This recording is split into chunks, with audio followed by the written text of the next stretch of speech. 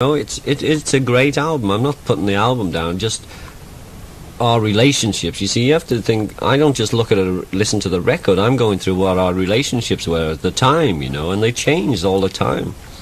And I felt our relationship was better on the White Album and definitely on Abbey Road. According to George, according to John, it was all over by Let It Be. By the time Let It Be was being filmed and recorded, according to George and according to John, they it was. That yeah, was but it. That's because George left. George left on Let It Be. We were very possessive of each other, you know. The four of us had been through a lot together and we were very close most of the time. We weren't close all the time. And it went round, you know, I'd be close with John, I'd be close with George, I'd be close with Paul, they'd be close, John and I and George would be close, Paul, John and George would be, you know, it went round in a lot of circles. But most of the time, four of us were very close. And I don't know, I thought we were very possessive of each other in a way, you know, not like, you know, a mother-son thing, you know, but just with ourselves. And we didn't like strangers coming in too much. And the wives and the girlfriends never came to the studio. That was where we were together. And I think that's why we worked so well, because there was just the four of us and there was no outside influence, unless we brought it in, like, you know, someone to come down and play on it, or Mick could flash past for an hour or so because he had nothing to do or whatever, you know, those things. But basically it was just the four of us recording, and it was intense, you know, and dramatic, and we were trying to get the record done the best we could. We'd do one track for a week, you know. It would take us a week to do one track, just the backing track sometimes.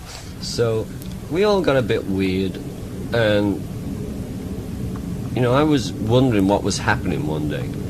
So I was saying to John, you know, what is going on here? You know, you're always together all the time, you know, you're freaking me out a bit. What's happening? And he told me what they were trying to do. It's nothing to do with you, the listening public. But he told me what they were doing, so then I was fine after that. I thought, oh, well, okay, I mean, that's how he wants to do it, you know, that's fine with me. And then I sort of relaxed a lot around Yoko. Because I think she's hysterical. I played on an album with her. I think that's one of them. Also, I think the other one is that George was getting a lot of independence for himself in those days. He was writing more, he wanted things to go his way, where when we first started, they basically went John and Paul's way, you know, because they were the writers, and they'd say, you know, this is the song. I would play as creatively as I could, and they would say, can you do this? But sometimes I'd have three people telling me how to do it, and I'd play it the only way I could, and it seemed to work, you know, because the three frustrated drummers I used to have in my band, or in the band, because they all wanted to play drums, and I couldn't play guitar, so it didn't matter. And I think that really helped me play in a way, because they all... And I kept screaming, there's two drummers, you know, they're saying, play this, like on that track, I'm saying, for Christ's sake, there's two drums there. They could never hear that, you know, they just hear some drum thing going on. And so you'd have to have four arms to do half of the stuff they wanted me to do. So I would do it however I could. Anyway, back to George. And the other reason, I think Paul George was finding his independence, and he wouldn't be dominated as much by Paul as he was. Because Paul would, in the end, wanted to like point out the solo to George, and George was saying, "Well, I'm a guitarist. I'll play the solo," and he always did. You know, he always played fine solos for what our band was. You know, like I played for what our band was. John's the greatest rhythm guitarist still, and he plays lead in a crazy sort of way. I think that was another factor, because George left with a big row with Paul.